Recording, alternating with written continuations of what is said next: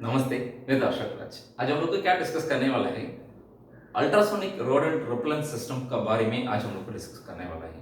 अभी आप तो tyre 1, tyre 2, tyre 3, tyre 4 data centre आप लोग को मेंटेन करते रहने से आप लोग को इसी के बारे में जो सुना होगा। क्यों बोलने से जो डाटा सेंटर को जो प्रोटेक्ट करने के लिए मतलब पेस्ट से मतलब रोडेंट से रैट से जो प्रोटेक्ट करने के लिए ये अल्ट्रासोनिक रोडेंट रिपेलेंट सिस्टम को आदमी को जो यूज करता है।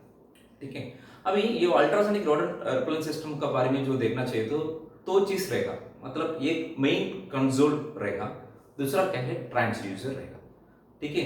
जो ये क्या करता है, जो ट्रांसड्यूसर क्या करता है, जो अल्ट्रासोनिक साउंड्स को जो एमिट करता है, वो अल्ट्रासोनिक साउंड्स है ना, वो जो रोडेंट रैट को कुछ इरिटेशन देगा। मतलब जो कैसे जो लाउड सायरन जो हम लोग को आवाज देने से कैसे हम लोग को इरिटेशन होता है, ऐसा जो रैट एंड रोडेंट को जो इरिटेशन देगा। इसलिए वो जगह पे जो कुछ किधर जो हम लोग को ट्रांसड्यूसर जो इंस्टॉल किया है, वो जगह से जो वो निकल जाएगा। मतलब वो अंदर नहीं आएगा, वो उधर रहने से भी वो निकल जाएगा। मतलब अभी बहुत आपका जो डाटा सेंटर में जो रोडेंट और रैट का जो प्रॉब्लम ज़्यादा है, वो इंस्टॉल करने का बाद तुरंत तो वो कम नहीं होगा। कम से कम आप लोग को 2 वीक्स टू 3 वीक्स तक लग जाएगा।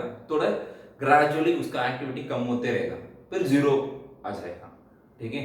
फिर ये मेन कंसोल से जो ट्रांसड्यूसर है ना, जो इंडिविजुअल ट्रांसड्यूसर मतलब एक एक ट्रांसड्यूसर से एक एक केबल लेकर के जो मेन कंसोल में जो देखा आप लोग को, और नहीं तो ये एक ही केबल से सभी को जो पैरेलल जो करेगा, जो ऐसा जो आप लोग को जो ट्रांसड्यूसर को जो करता है, मतलब कनेक्शन कनेक्शन जो कर देता है।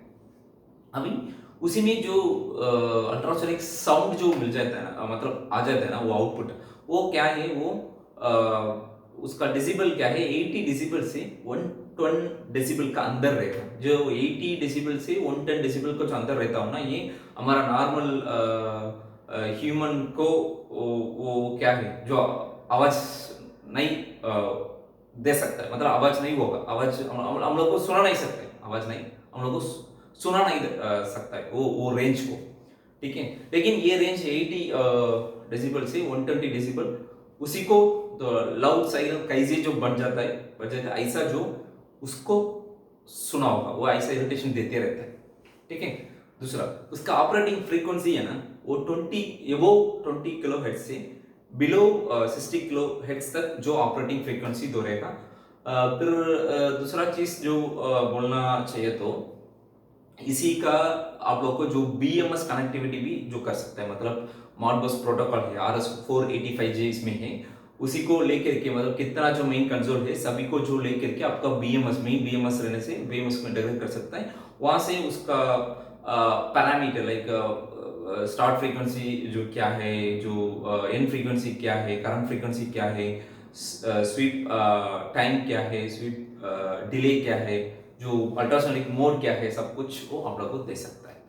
दूसरा मेन चीज क्या है, इसको ट्रांसलेटर जो अभी जो लगा दिया, मतलब 2 साल हो गया, 3 साल हो गया, मतलब 1 साल का एक बार जो उसको क्वार्टरली उसको चेक करना है ट्रांसलेटर काम कर रहा है कि नहीं कर रहा है। क्यों बोलते हैं, ट्रांसलेटर जो करता है वो एक फॉर्म का जो एनर्जी को कन्वर्ट करके दूसरा फॉर्म का एनर्जी को जो निकल जाता है, वो दूसरा फॉर्म मतलब साउंड जो आप लोगों को वहां से जो आ जाते हैं, वो साउंड नहीं आने से जो रोडेंट का एक्टिविटी कंट्रोल नहीं होगा। इसलिए जो ट्रांसड्यूसर काम कर रहा है कि नहीं कर रहा है बोल के हम लोग को जो पीरियडिकल मैनर में हम लोग को चेक करना चाहिए।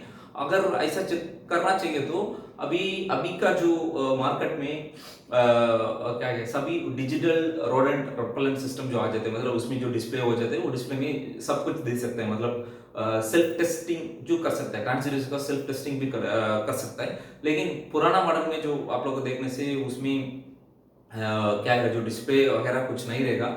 मतलब उसका इंटेंसिटी लेवल क्या है, फिर टाइम क्या है, फ्रीक्वेंसी क्या है, सब कुछ सेट कर सकता है। लेकिन वो कितना जा रहा है, कैसे जो वर्किंग कर रहा है कि नहीं कर रहा है, कुछ भी नहीं चेक कर सकता है। मतलब वो जो पुराना मॉडल को मैं बोल रहा हूँ। लेकिन अभी का मॉडल में आप लोग को सेल्फ टेस्टिंग फैसिलिटी जो रहते थे, ट्रांसड्यूसर का सेल्फ टेस्टिंग फैसिलिटी रह जाता है। उसमें सेल्फ टेस्टिंग मोड में जो लगा के ऑडियो टेस्ट बोल के हम लोग को बोलता हूँ, जो ऑडियो टेस्ट में लगा के सभी ट्रांसड्यूसर का साथ पास में जाके उधर वहां से आवाज आ रहा है कि नहीं आ रहा है बोल के आप लोग को दे सकता है। आवाज आएगा तो छुट्टी की, आवाज नहीं आएगा तो उसको आप लोग को ठीक करना पड़ेगा, मतलब उसमें कुछ प्रॉब्लम हो गया तो निकाल के दूसरा लगाना पड़ेगा, और रिपेयर कर सकता है तो रिपेयर करके उधर में छोड़ना है।